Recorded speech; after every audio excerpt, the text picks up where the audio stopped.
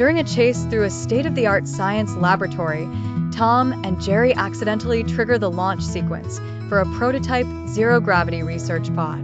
The doors seal shut, and the pod launches into a stable orbit around Earth, leaving them floating, bewildered, in the center of the cabin. Their first instinct is to continue their chase. Tom pushes off a wall to pounce, but his momentum sends him spinning uncontrollably past Jerry into a panel of blinking buttons. Jerry tries to run, but his legs paddle uselessly in the air. The old rules no longer apply.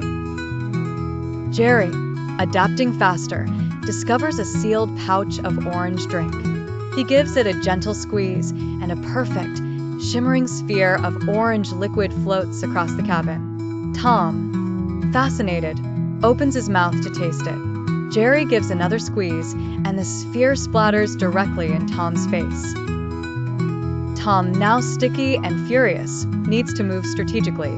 He figures out how to use a fire extinguisher as a thruster, sending himself rocketing toward Jerry. But he can't steer, and he crashes headfirst into a storage locker, getting his head stuck in a floating astronaut's helmet. They both discover the food storage, sealed tubes of pureed tuna for Tom and tiny, floating cheese cubes for Jerry.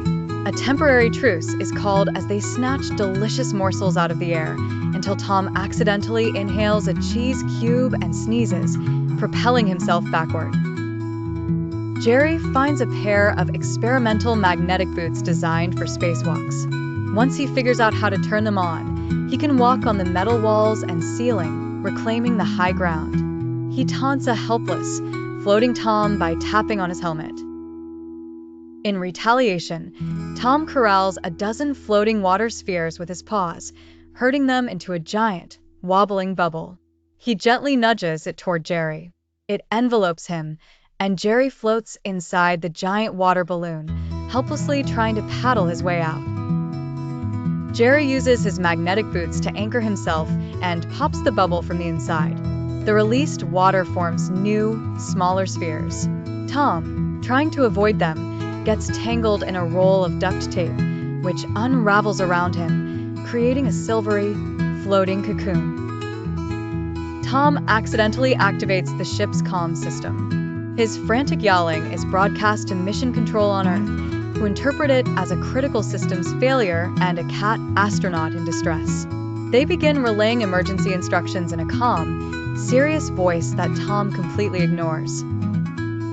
Every action has an equal and opposite reaction. Jerry throws a single cheese cube at Tom. It's harmless, but the force of the throw sends Jerry spinning toward a control panel.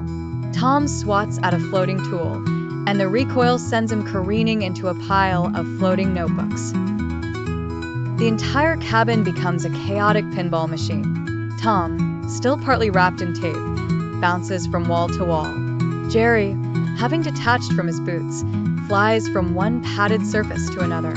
They are both just ragdolls in the cosmic game. Their chaotic bouncing triggers a warning alarm. A red light flashes. Orbit decay. Their antics have accidentally used up too much fuel, and the pod is slowly falling toward Earth's atmosphere. They freeze, realizing their prank war might have doomed them both. They must work together. Jerry, small and agile, can fit into the narrow access ducts to reach the primary thruster override. Tom, using a fire extinguisher for precise propulsion, must navigate to the main computer and input the reset code that Mission Control is frantically sending.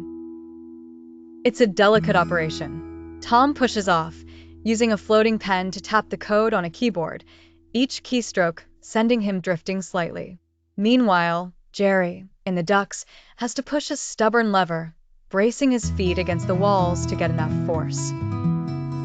With a final, simultaneous effort, Jerry shoves the lever and Tom hits the last key. The pod's thrusters fire with a sudden jolt, sending everything and everyone tumbling toward the ceiling. The orbit stabilizes. They did it. They float, panting, amidst the wreckage of their prank war. They are covered in orange spots, water droplets, and bits of duct tape. They share a look that's part resentment, part respect, and part exhaustion.